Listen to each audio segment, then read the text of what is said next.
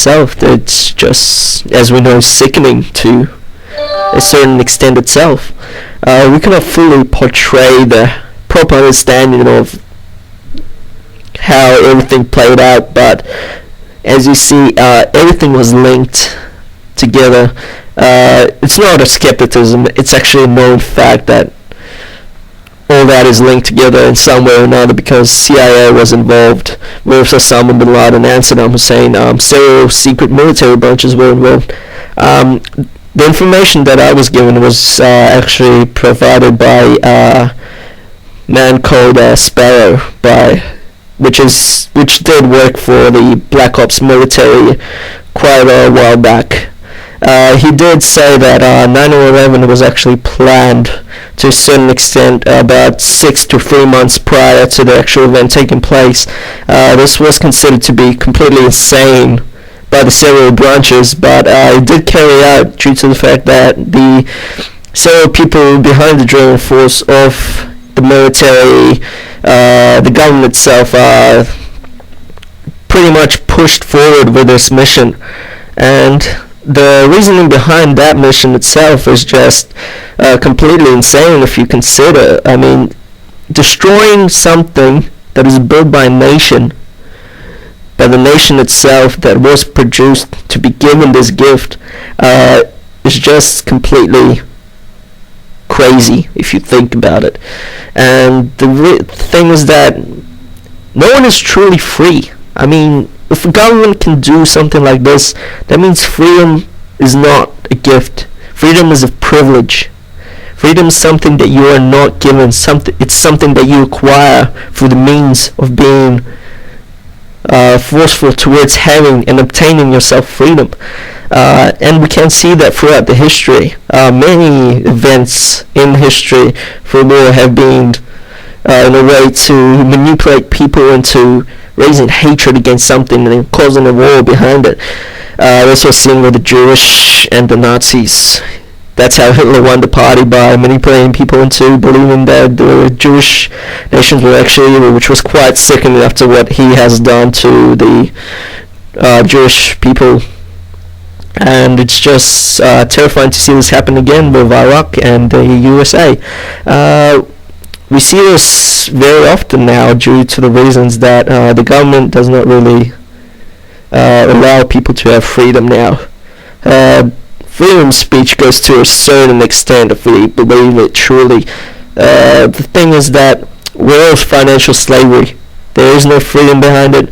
There is no truth behind it. It is a known fact that we work for a piece of paper that lets us eat, stay healthy, and have a roof over our head, and something to provide for our children, as many of us know, because we only work for a piece of paper that pretty much will allow us not to starve ourselves to death or die of a disease, even though many are actually not privileged to such extent.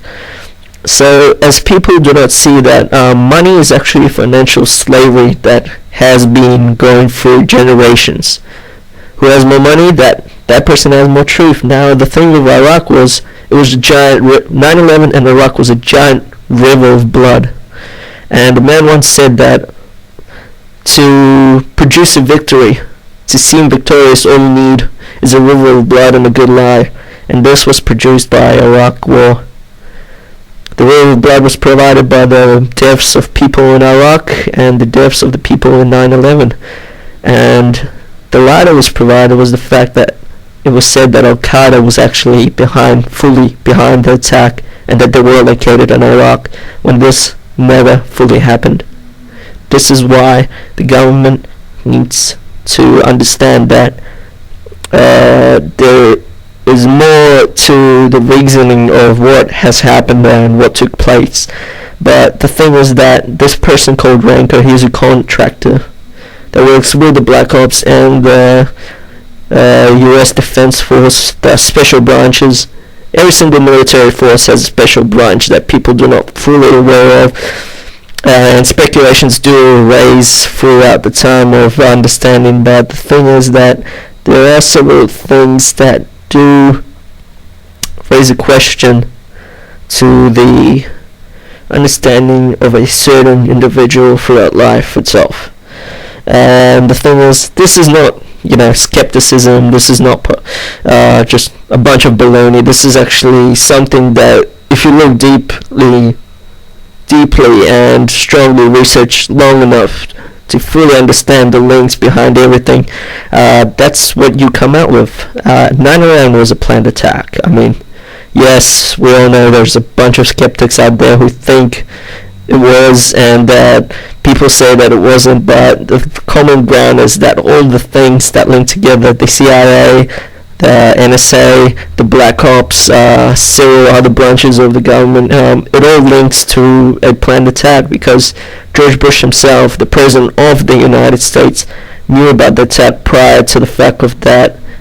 He did not see it on the television, because it was a complete bunch of, baloney, which would be a more gentle word to put it through. The footage itself was released days after.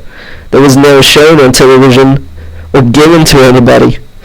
Now, the thing is, the truth goes to a certain extent, and it is a complete lie to what was shown with 9/11. But I'm just here to give you food for thought, several things to maybe understand, and something to consider as a possibility.